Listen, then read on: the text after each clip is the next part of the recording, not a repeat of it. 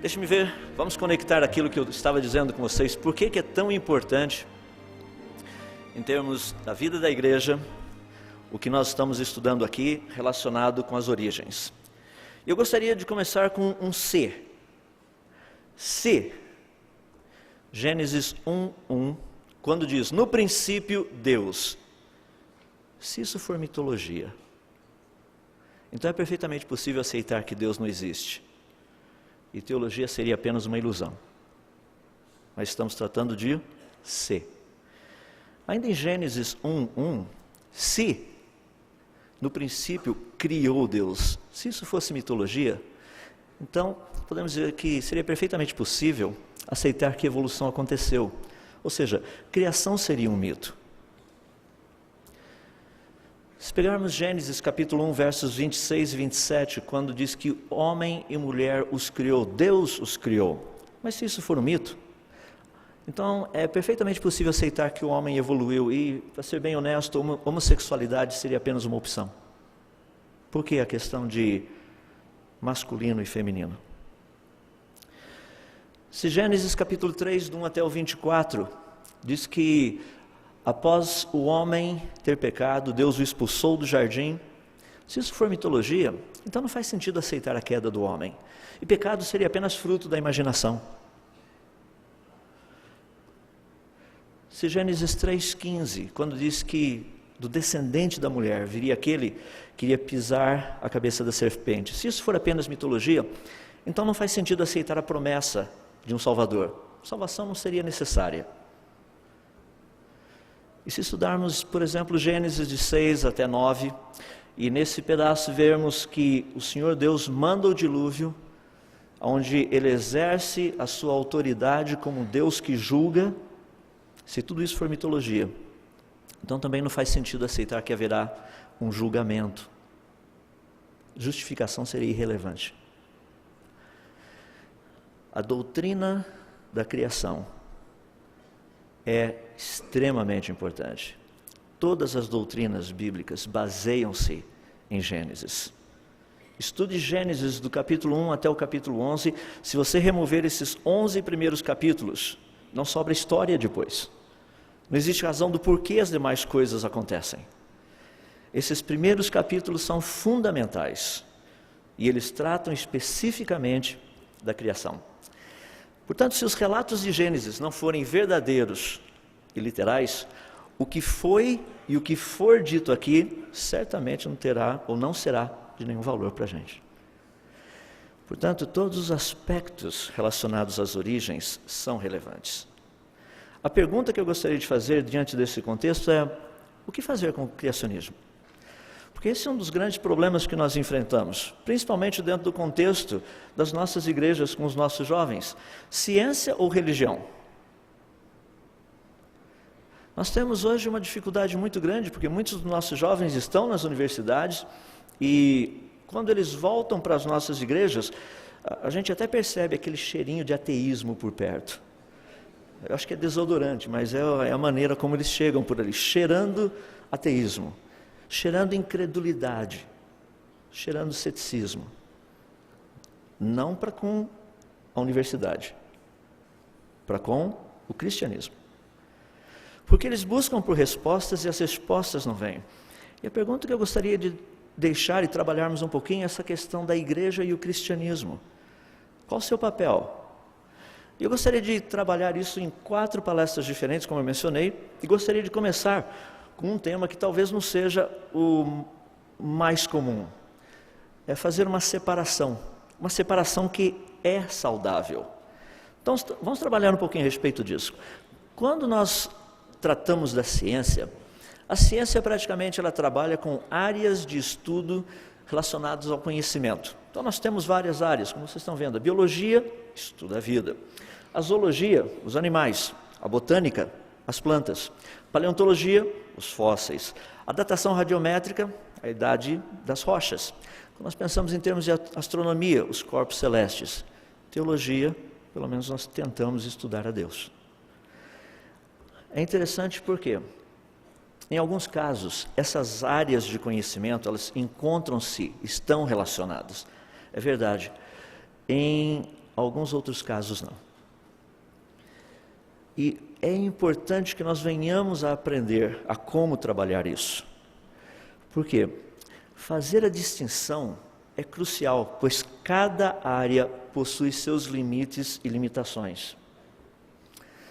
Ao atravessá-los, alguém certamente chegará a conclusões totalmente equivocadas. Eu penso muito nesse contexto porque hoje, dentro do contexto de igreja, quando nós tratamos essa questão do criacionismo, geralmente nós falamos ciência e procuramos responder com religião. Não existe mais uma interação em trabalharmos no nível do conhecimento, em procurarmos dar respostas honestas às perguntas honestas, como o Dr. Francis Schaeffer colocava. Aprender a raciocinar de uma forma clara, de uma forma que seja prática e que seja objetiva. Eu, inclusive, tenho sugerido que as escolas voltem a ensinar lógica, ensinar a raciocinar, que o problema é raciocinar. Há 2 anos atrás, eu estava no Egito, eu e minha esposa e o nosso guia turístico circulando para lá e para cá, mostrando um monte de coisas, e de repente ele disse o seguinte: você é lá da América, ou seja, das Américas, América do Norte, América do Sul. Eu falei: eu sou. Ele falou: você é cristão. Eu falei: sim, eu sou cristão. Eu olhei para ele e falei: você é egípcio, você é muçulmano. Ele falou: sim. Eu falei: legal. Ele vira para mim e fala assim: mas vocês cristãos estão errados. Eu falei assim: não, vocês muçulmanos estão errados. Ele falou assim: não, vocês estão errados. Eu falei: não, vocês estão errados.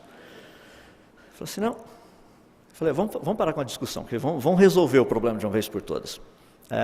Quem é Jesus? Ele falou assim: o Corão fala de Jesus. Eu falei: eu sei, eu já li. No Corão fala de Jesus. O que Maomé diz de Jesus? Maomé diz que Jesus foi profeta, está vendo? Vocês estão errados. Eu falei: calma. Maomé diz que Jesus foi profeta. Muito interessante. Jesus disse que ele era Deus. Jesus é Deus? Não, Jesus não é Deus. Então Jesus é um mentiroso e Maomé diz que um mentiroso é profeta. Calma que não terminou aí. Se Jesus é Deus, Maomé está errado. Ou seja, Maomé está errado em qualquer uma das duas possibilidades. Dali para frente eu quase perdi o guia turístico. Então foi um outro problema meio sério. Aprender a raciocinar. Deus quer que nós façamos isso. É por isso que Ele nos deu mentes. É por isso que Ele nos deu a sua palavra, que nos ensina a pensar, que nos ensina a raciocinar, que nos ensina a questionar. Então é importante que nós venhamos aprender certas distinções, porque a Bíblia faz essas distinções. Se não aprendermos a como trabalhar com essas coisas, certamente nós iremos causar problemas dentro do Evangelho e fora do Evangelho também. Por exemplo, existe na Bíblia um princípio muito importante, foi usado pelo Senhor Jesus. Certa vez um grupo chegou para Jesus e perguntou o seguinte: é lícito pagar tributo a César? Imagina o Senhor Jesus pegando lá todos os rolos do Velho Testamento e abrindo e fazendo exegese, criando um sermão e daí montando a outline, os detalhamentos todos, e de repente ele chega e fala assim: olha, o que eu posso dizer a respeito de tributação é justamente... Não foi isso que Jesus fez? O que Jesus disse? Dai a César o que é de César, dai a Deus o que é de Deus. Simplesmente isso. Ele estava mostrando um princípio muito interessante. Jesus usou ali 2 pesos e 2 medidas? Não, ele não usou. Mas Jesus estava aplicando um princípio de distinção, separar 2 coisas. Trabalhar com essas 2 coisas de uma maneira e de uma forma independente. Nós sabemos que Jesus estava usando isso, porque não passou muito tempo depois, chegaram para Pedro e perguntaram para Pedro: Pedro, vocês pagam tributo aí e tudo mais, aquele tributo lá do templo? Pedro ficou meio assim, falou: não, sim, claro que a gente paga, nós somos bons pagadores de tributos e coisas desse jeito. Daí chega lá o Pedro em casa, ele nem entrou e Jesus já puxa a conversa e fala: Pedro, o que você acha? E Jesus começa a conversar com Pedro a respeito de pagar o tributo. E é interessante porque Jesus faz uma proposta muito interessante para Pedro. Pedro, vai pescar. Primeiro peixe, você encontrar, tira lá a moeda e paga por você e por mim. Jesus pagava impostos. Então nós vemos que o Senhor Jesus trabalha essa questão de distinção, separar coisas, e nós também deveríamos fazê-lo. Por exemplo, quando nós olhamos para todo o universo, tudo que foi criado, essa coisa fabulosa, nós temos uma pergunta muito interessante que aparece lá no livro de Hebreus, no capítulo 11. No capítulo 11 está escrito o seguinte: pela fé entendemos que foi o universo formado pela palavra de Deus, de forma que o visível veio a existir das coisas que não aparecem. Não sei se você já parou para perguntar, pela fé nós entendemos o quê? Tem duas possibilidades. Primeira, que o universo foi formado.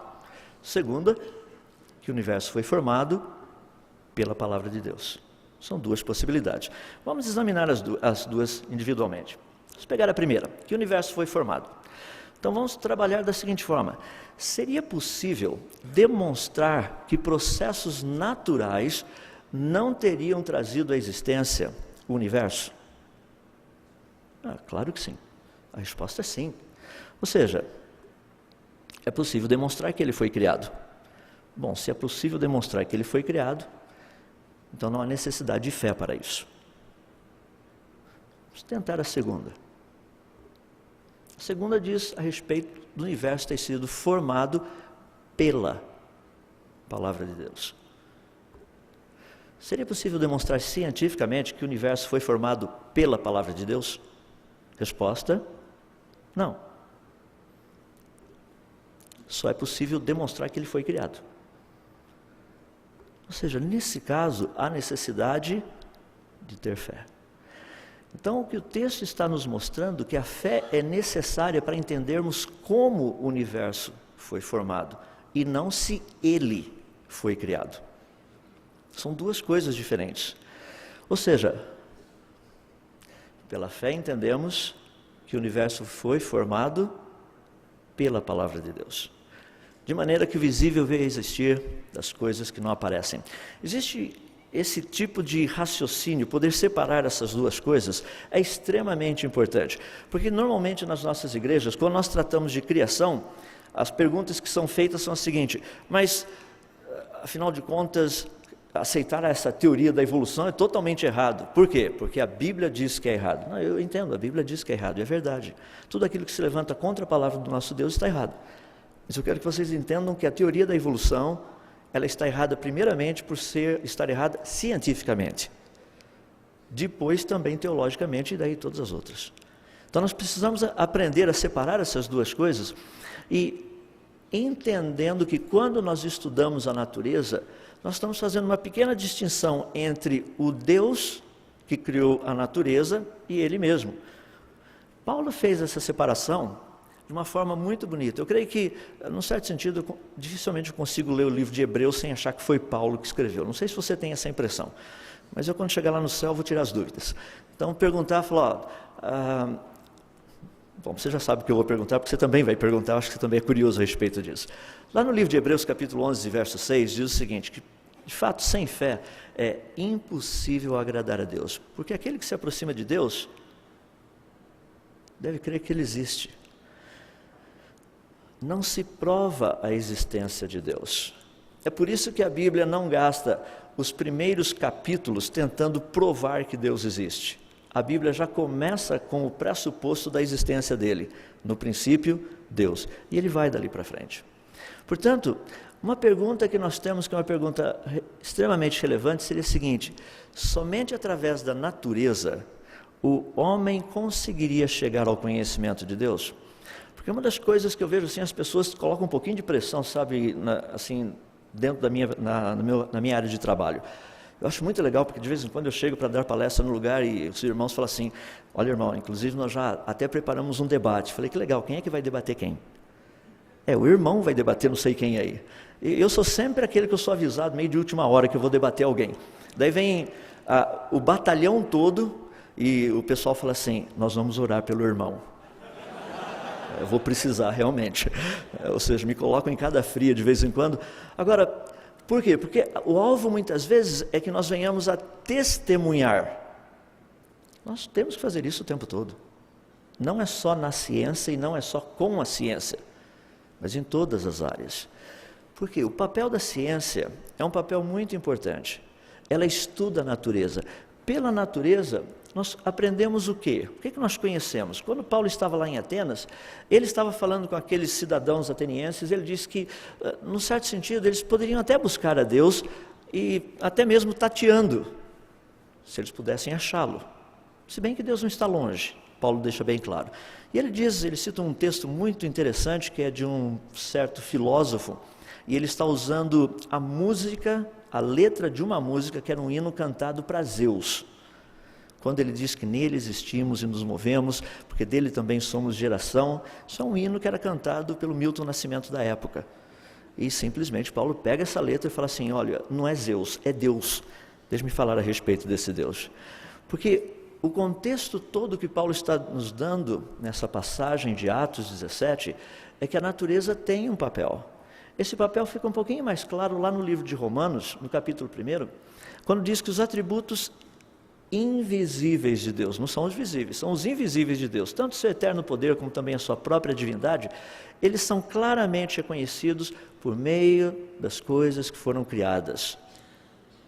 Em outras palavras, a natureza toda tem uma proposta. É impressionante por quê? Porque a natureza revela um Criador, mas ela não revela quem especificamente é esse Criador. Se esse Criador não se revelasse a nós, nós jamais o conheceríamos ou saberíamos quem é o Criador. Mas é interessante porque dentro desse contexto de queda do ser humano, que é no qual nós nos encontramos, ele procura de uma certa forma adorar a criação em vez do Criador. Eu não sei se vocês já tiveram a oportunidade de fazer um estudo voltado especificamente para as religiões do mundo. Como todas elas, o objeto de culto está relacionado com a criação. Ou é um ser humano com muitos braços, ou é um elefante, ou é uma vaca, ou é o sol, ou as estrelas, alguma coisa, sempre o objeto de culto está relacionado com a criação. Por quê? Porque eles não conhecem o Criador. Pela natureza, não daria para saber quem é esse Criador, a menos que ele viesse e se revelasse a nós. Daí entra algo muito interessante, porque a função, portanto, da ciência, ao estudar a natureza, é apontar o homem para o Criador. Pela ciência, ele não conhecerá quem é o Criador. Eu digo isso porque muitas pessoas têm essa vontade muito grande que a ciência seja aquilo que ela não é. A área que trata e diz quem é o Criador é a teologia. É a revelação de Deus por meio da sua palavra. No nosso caso, a ciência, ela apenas, ao estudar a natureza, ela demonstra a sabedoria, o poder, a capacidade, todas essas coisas, estudando as coisas que foram criadas. E como que a ciência pode fazer esse papel de apontar o homem para Deus? Ela faz o seu papel, não por meio de argumentos religiosos, obviamente, mas científicos, através de descobertas das leis que regem as formas de vida, as funções também que são encontradas tanto na vida quanto no universo. Esse é o papel da ciência. Então nós, como cristãos, precisamos aprender a separar essas duas coisas. Precisamos aprender a trabalhar com esses dois contextos. Normalmente nós temos muita dificuldade nisso. Eu gostaria de trabalhar um pouco a respeito disso esses dias. Hoje o que eu gostaria de deixar bem claro é que a ciência, ela faz essa separação, ela precisa dessa separação. A ciência estuda a natureza, ela estuda a criação. Tudo que ela pode nos dizer são algumas poucas coisas a respeito do Criador. Pessoas às vezes gostariam que a ciência falasse muito do Criador, mas o que ela fala é impressionante. O problema é que muitas vezes nós tiramos o foco da ciência, ou tiramos o foco, ou colocamos um foco errado na ciência. A vontade do Senhor Deus com respeito à ciência é que nós venhamos a conhecer as obras das suas mãos. Joule disse algo muito interessante, eu tenho repetido em muitos lugares, ele disse assim, que o próximo passo, o Joule é James Prescott Joule, aquele Joule das nossas unidades de energia que o pessoal estuda, o pessoal que ia fazer o Enem não deu certo, então continua estudando, se prepara, mas esse Joule disse assim, o próximo passo, após o conhecimento e a obediência à vontade de Deus, deve ser conhecer alguns dos seus atributos de poder e bondade manifesto nas obras das suas mãos. Conhecer aquilo que o Senhor Deus fez. E isso é algo importante dentro do contexto da ciência. Conhecer as obras do Senhor Deus. Eu fico assim impressionado em ver nas nossas igrejas quão poucas pessoas estão fazendo, por exemplo, física, química, biologia, botânica, zoologia, paleontologia, como se essas áreas, como se essas disciplinas fossem matérias que foram dadas ao ser humano por outro além do próprio Senhor Deus. Essas são áreas de conhecimento, elas vêm das mãos do Senhor Deus. Eu sei que elas estão um pouco distorcidas, é por isso que Deus está chamando seus filhos para pôr ordem na casa. Precisamos entrar e começar a acertar novamente essas áreas.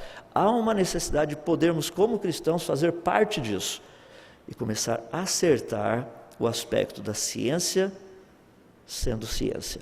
Qual a sua função? Então vamos pegar de uma forma geral, fazer um pequeno resuminho, eu gostaria de mostrar um pouquinho o quão importante é isso. Fazer essa distinção. Aceitar que a natureza foi criada é algo científico, isso não é religioso. Isso nós trabalhamos no laboratório. Então as pessoas chegam e falam assim, não, mas nós precisamos crer que o mundo foi criado. Não, isso aí não é crer, isso é uma questão de ir no laboratório e fazer teste. É possível provar se coisas foram criadas ou se elas surgiram espontaneamente. Nós temos como testar isso. Entender que a natureza, o universo e a vida foram criados é algo científico. Agora, aceitar quem é o Criador, essa é a parte religiosa. Se pudermos separar essas duas coisas, aí nós trabalhamos. Agora, vamos parar e pensar um pouquinho. Talvez você esteja pensando com você, falando assim, peraí, como é que funciona esse negócio então dessas evidências científicas? Porque eu olho na Bíblia me diz que Deus criou. Como que a ciência descobriu isso? Que o mundo e o universo, a natureza como um todo foi criado. É por estudá-la. Ou seja, onde se encontram os argumentos científicos a favor da criação? Muitas pessoas acham que esses argumentos não podem ser encontrados na ciência, mas é justamente lá onde nós os encontramos. Ali estão os argumentos que mostram a respeito dessa criação. Agora, a criação é aquilo que nós cientificamente chamamos de natureza. Deixe-me colocar numa pequena passagem, uma pequena viagem, talvez alguns de vocês já tenham visto, mas seria algo bem interessante para nós fazermos. Vou pedir até o pessoal, se puder apagar talvez as luzes aqui do lado, se der só um pouquinho, porque eu quero passear um pouquinho com você, não sei se está conseguindo ver muita coisa ali, mas tem um céu todo ali, se não der, tudo bem. Se eu pudesse levá-lo num lugar bem escuro hoje à noite, sem nuvem nenhuma no céu, e você olhasse lá para aquele céu, visse todas aquelas estrelas e tudo mais lá em cima, e você se perguntasse, até onde será que vai tudo isso? Aqui tem essas estrelas, será que dá para ir um pouquinho mais distante? Será que eu posso ir um pouquinho mais longe? E se nós pudéssemos ir até lá? Imagina que eu pudesse levá-lo ao ponto mais distante onde os nossos telescópios já chegaram. Lá no fim do mundo, literalmente. Mais longe do que aquilo que você pensa. Bem, bem, bem distante. Nós estaríamos olhando algo mais ou menos assim. Olhando de lá para cá, você estaria vendo como se fosse esse círculo. Ali dentro, nós estaríamos vendo pequenos pontinhos. Deixa-me colocar para você ter uma noção do que são esses pontinhos. Estrelas, como o nosso Sol, que é uma estrela, tem mais ou menos 1.400.000 quilômetros de diâmetro, negócio gigantesco. As estrelas agrupam-se formando galáxias. Nas galáxias nós encontramos bilhões de estrelas. Agora acho que o pessoal consegue ver um pouquinho mais, né? Pelo menos o pessoal aqui da frente, o pessoal de trás é só chegar mais cedo, de qualquer forma. Eu sempre brincava com o pessoal, com os meus alunos, né? O pessoal que senta na cozinha é sempre o problema, vocês já perceberam. Os abençoados são os que ficam na frente, aprendem todo o tempo. Estou só zoando com o pessoal de trás. Não me peguem na saída depois, por favor. Se estivéssemos, portanto, olhando isso, estrelas agrupam-se formando galáxias. Galáxias, que são agrupamentos de bilhões de estrelas, de centenas de bilhões. Esses agrupamentos todos formando galáxias, e essas galáxias se agrupam formando o que nós chamamos de grupos locais. Esses grupos locais de galáxias se agrupam formando supergrupos. Cada um desses pontinhos que vocês estão vendo é um supergrupo. Ou seja, conhecido no universo, existem cerca de mais ou menos 270 mil supergrupos independentes.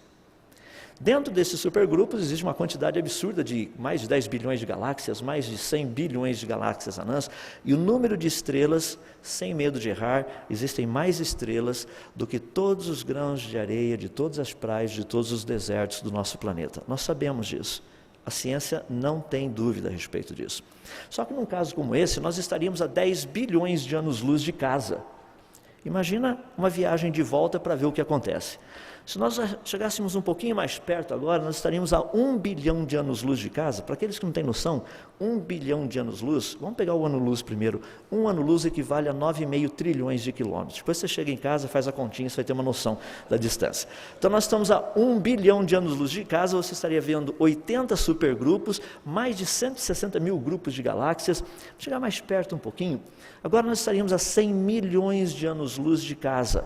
Nós estaríamos vendo um supergrupo, que é o supergrupo de Virgo. Nesse supergrupo de Virgo, existem vários grupos locais de galáxias, são aproximadamente 160. Num desses grupos locais, existem 3 galáxias e 36 galáxias anãs. Vou chegar mais perto um pouquinho então. Agora nós estaríamos a 10 milhões de anos-luz de casa, e nós estaríamos vendo o quê? A parte central desse supergrupo de Virgo, e dentro daquele quadradinho, se você consegue ver ali, tem 3 pequenas galáxias. Esse é o nosso grupo local. Vou chegar mais perto um pouquinho. A 1 milhão de anos-luz, nós estaríamos vendo as 3 galáxias principais do nosso grupo local, ou seja, a galáxia principal do centro, que é a nossa, a Via Láctea, a de baixo é a galáxia M31, galáxia de Andrômeda, a que está um pouquinho mais acima é a M33 e a Pinwheel. Só para você ter uma ideia de distância, da nossa galáxia, aquela que está no meio, até aquela que está embaixo, são cerca de aproximadamente 2,5 milhões de anos-luz. Ou seja, se você tivesse uma espaçonave que fosse daqui até a Lua, em aproximadamente 1 segundo, ou fosse daqui até os Estados Unidos, lá na cidade de Atlanta, 60 vezes em 1 segundo, ou se você desse 6 voltas e meia em volta do planeta Terra em 1 segundo, demoraria 2 milhões e 500 mil anos para você chegar lá. Dá para ter uma noção de distância. Então vamos chegar mais perto um pouquinho. Agora, a 100 mil anos-luz de distância de casa, nós estaríamos vendo as estrelas que formam um dos braços da nossa galáxia. São 3 braços visíveis aí, o braço de Perseus, Orion e Sagitário. No braço de Orion é onde fica o nosso Sol. Vamos chegar mais perto um pouquinho. Agora estaríamos a 10 mil anos-luz, daria para vermos um pouquinho das estrelas e tudo mais, aquela nuvem, que são tantas estrelas juntas, que nem dá para a gente conseguir ver especificamente cada uma delas. Para isso nós teríamos que chegar mais perto um pouquinho. Nós estaríamos a 1000 anos-luz de distância de casa, estaríamos vendo cerca das 1 milhão de estrelas mais próximas do nosso Sol. Chegar mais perto um pouquinho. Agora nós estaríamos a 100 anos-luz de casa, nós estaríamos vendo a cerca de 150 mil estrelas vizinhas. Mas o Sol é tão pequenininho que ainda não dá para ver. Precisaríamos chegar um pouco mais próximos. Agora nós estaríamos a cerca de 10 anos-luz de casa, e a 10 anos-luz de casa ainda não daria para ver o Sol, mas nós veríamos as 33 estrelas mais próximas, que são as maiores. Então nós precisaríamos chegar um pouco mais perto. Agora nós estaríamos a cerca de 1 ano-luz de casa, daria para ver o Sol bem lá no meio. Eu vou mudar as nossas unidades. 1 ano-luz equivale a quase 10 trilhões de quilômetros. Então nós estamos a 1 ano-luz de casa, vamos mudar para 10 trilhões de quilômetros. Então estamos a 10 trilhões de quilômetros de casa. Chegar mais perto um pouquinho. Agora 1 trilhão de quilômetros, o Sol seria a estrela mais brilhante na nossa frente. Vamos chegar mais perto um pouquinho. Agora cerca de mais ou menos 100 bilhões de quilômetros, nós estaríamos vendo a órbita dos planetas. Aquela branca que vocês estão vendo é do planeta anão Plutão. 3 anos atrás a NASA lançou uma espaçonave chamada New Horizons. Se tudo der certinho e correr tudo bem, em 2013 ela estará chegando lá. Para ir do centro até aquela linha branca que vocês estão vendo. Chegar mais perto um pouquinho para ver mais de perto. Estaríamos a 10 bilhões de quilômetros de casa. E essas linhas que vocês estão vendo é por onde passam os planetas. O branco é do planeta anão Plutão. Daí você pega as ordens das linhas vindo de fora para dentro, você tem Netuno, Urano, Saturno e Júpiter. Vou chegar mais perto um pouquinho, porque o alvo é chegar perto da Terra. A gente quer ver onde nós estamos. Então, 1 bilhão de quilômetros de casa daria para ver a órbita dos planetas, a parte interna do sistema solar. Nós estaríamos vendo a órbita do planeta Júpiter, aquela amarela, e começando de fora para dentro. Mais uma vez, a vermelhinha é de Marte, a azul é da Terra, aquela verde é Vênus e a branca lá dentro, Mercúrio. Vou chegar mais perto um pouquinho.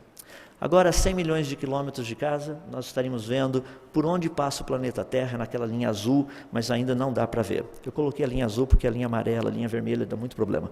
Então a gente deixou a linha azul. Chegar mais perto um pouquinho, agora estaríamos a 10 milhões de quilômetros e nós veríamos um pequeno pontinho no céu. Esse pequeno pontinho é o nosso planeta. Aquela elipse branca em volta é a Lua. A órbita da Lua, ela está localizada a 384.400 quilômetros de distância. Chega mais perto um pouquinho.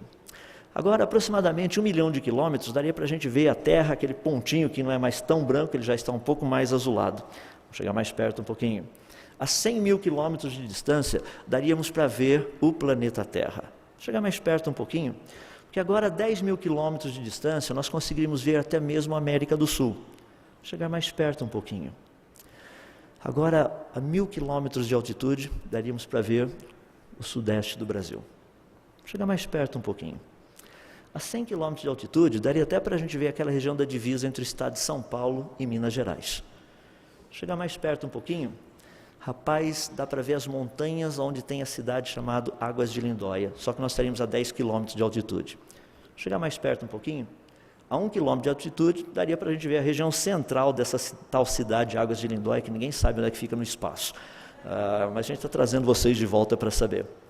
A 100 metros de altitude, daria para ver até uma certa praça Ademar de Barros, que tem um hotel, se não estou enganado, chama Monte Real. Ou seja, dá para ver alguma coisa já um pouquinho mais familiarizada. Em vez de ver topo, ou seja, telha de hotel e coisa desse jeito, vamos ali embaixo um pouquinho, dar uma olhadinha naquelas árvores. Então, daí é para a gente começar a estudar um pouquinho o topo das árvores que estão ali. Mas para isso nós estaríamos a 10 metros de altitude. Chegar mais perto um pouquinho. A mais ou menos 1 metro, daria para nós vermos os galhos, as árvores e as folhas mais especificamente. Chegar mais perto um pouquinho. Agora, a 10 centímetros, daria para vermos as folhas, um pouco mais de detalhes. Você fala, essa praia eu conheço, aquela outra que nós estávamos antes, eu tenho minhas dúvidas. 10 centímetros. A 1 centímetro, nós estaremos vendo praticamente detalhes de uma única folha. Se chegarmos mais perto um pouquinho, a 1 milímetro, nós poderíamos ver alguns detalhes realmente específicos na superfície de uma única folha. E se chegarmos mais perto um pouquinho, a 1/10 de milímetro, nós estaríamos vendo as células nessa superfície. Se chegar mais perto um pouquinho, porque agora, a 10 micrômetros, nós poderíamos ver detalhes das células. Mas para ver o que tem dentro da célula, a gente tem que chegar mais perto um pouquinho. E agora nós estaríamos a praticamente 1 micrômetro, que seria, no caso, 1/1000 de milímetro, estaríamos vendo o núcleo de uma única célula. Para ver o que tem dentro, precisamos chegar mais perto um pouquinho. Daí nós nos aproximamos um pouquinho mais, a 100 nanômetros, nós estaremos vendo toda uma cromatina enrolada lá dentro. E para ver o que tem dentro dessa cromatina, precisaríamos chegar mais perto um pouquinho. Agora estaríamos a 100 nanômetros, e a 100 nanômetros você estaria vendo praticamente o DNA, aquele ácido deoxirribonucleico. Vamos chegar mais perto um pouquinho, porque o DNA é formado de nucleotídeos. Então vamos parar um pouquinho para ver essas coisinhas fabulosas. Só que os nucleotídeos, lembra que nós estamos a 1 nanômetro, que é 1/1000 de milímetro. Agora, para ver essas coisas fabulosas que são os nucleotídeos, nós precisaríamos olhar porque eles são formados de átomos. Um deles é átomo de carbono. Então vamos chegar mais perto um pouquinho para dar uma olhada nesse átomo de carbono. Aí nós estaríamos a 1 angstrom ou 100 picômetros. Nesse caso, nós estaremos vendo a nuvem externa de elétrons de um único átomo. Vamos chegar mais perto um pouquinho. Chegar mais perto um pouquinho agora, a 100 picômetros, nós estamos vendo a nuvem interna de elétrons. O interessante é que ainda não dá para ver o núcleo do átomo. Ele é muito pequeno. Precisamos chegar mais perto um pouquinho. Agora nós estaríamos mais ou menos a 1 picômetro, ou seja, a 1/1000 de milímetro. Essa pequena bolinha que você está vendo lá no centro não é o que você está pensando. Muita gente já falou, eu já vi aquilo agora de pouco, é o planeta Terra. Não, isso daí é o núcleo de um átomo de carbono. Então vamos chegar mais perto um pouquinho, porque tem gente que viajou. Então vamos voltar à realidade. 1 picômetro, 1/1000 de milímetro. Vamos chegar mais perto um pouquinho. Agora, a 100 fentômetros. Você falou, o que é isso? Fentômetros. É uma unidade de medida que a gente trabalha por aí. A 100 fentômetros, você estaria vendo o núcleo de um átomo de carbono. Vou chegar mais perto um pouquinho. Agora, a 10 fentômetros, daria para ver praticamente os prótons e os nêutrons desse átomo de carbono. Vou chegar mais perto um pouquinho. Agora, 1 fentômetro, daria para a gente ver praticamente a superfície de um próton, se é que ele tem superfície. E se pudéssemos entrar dentro desse próton, daí nós chegaríamos a 100 atômetros, nós estaríamos vendo os quarks. Isso é o que o LHC, o Large Hadron Collider, irá estudar. Pergunta, como tudo começou? Tudo isso está junto. Essas coisas dependem uma das outras. Quanto mais nós estudamos e quanto mais nós conhecemos, mais nós vemos o quão brilhante foi a mente por trás de tudo isso. Que sabedoria, que poder. A diferença de tudo isso é uma bem simples. A ciência demonstra que todas as coisas foram criadas. Nós vamos estudar um pouquinho disso amanhã, como que a ciência sabe disso. Mas o fascinante é que o cristianismo revela quem criou. Ao estudarmos essas coisas, ao separarmos as duas, nós apenas crescemos em conhecimento. O conhecimento daquele que fez todas as coisas para o louvor da sua própria glória. Separar não é algo fácil. Eu reconheço isso. Por muitos anos, as pessoas vinham e perguntavam questões científicas e eu procurava dar respostas teológicas. Existem respostas teológicas, mas o problema maior é que, cientificamente falando, algumas das perguntas, ao respondermos cientificamente, podíamos mostrar que a proposta ou as propostas estavam erradas, ou que a proposta ou as propostas estavam certas, cientificamente. Eu gostaria de desafiá-los nesse sentido, a poder desenvolver essa mentalidade de separar, de distinguir. Ciência. Agora, deixe-me colocar, distinguir do quê?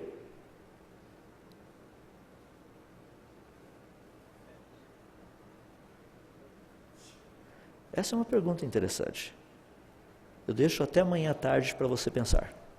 Amanhã nós vamos trabalhar a respeito disso. Distinguir do quê? Ciência. Para mim um desafio grande é a igreja saber como tratar essa questão. Eu creio que Deus graciosamente, bondosamente tem levantado pessoas na sua igreja em todo o planeta Terra para tratar dessas questões. Gostaria de terminar dando apenas um ponto para você, mais um para você pensar. E é o último. Como você responderia a uma pessoa que lhe perguntasse a respeito da criação? Talvez essa pessoa seja o teu filho. Talvez essa pessoa seja um dos jovens da tua igreja. E ele vai chegar com uma quantidade de informação que talvez você não esteja preparado. O que você faz? Como você responde? Nessas próximas 3 palestras temos pela frente, vamos trabalhar com isso. Gostaria de orar com vocês. Eu estou passando a palavra ao Silas. Vamos orar? Querido Deus, mais uma vez, somos tão gratos a Ti, porque na Tua palavra nós temos aprendido a ver as coisas da Tua perspectiva. Nós gostaríamos de rogar ao Senhor, ó Deus, que o Senhor levantasse nessa geração homens como aqueles da tribo de Issacar, homens que conheciam as épocas, as situações, que sabiam dizer para Israel como ele deveria se comportar. Nós pedimos a Deus para que a Tua igreja possa ser agraciada pelo Senhor com essas pessoas que poderão, no meio dessa geração tão confusa, essa geração tão deturpada, uma geração tão sem um norte, não sabe para onde ir e o que fazer, achando que são conhecedores das respostas, mas eles mesmos sabem que essas respostas não expressam a verdade. Pedimos a Deus para que o Senhor agracie a Tua igreja com homens e mulheres que estarão cada vez mais envolvidos com o conhecimento da Tua pessoa, conhecimento da Tua palavra e o conhecimento da Tua criação. Que dessa maneira, Tua igreja possa se fortalecer e estar preparada para dar respostas da esperança que há em nós. em todas as áreas, a começar da grande esperança que temos na pessoa do seu Filho Jesus, em nome de quem nós oramos. Amém.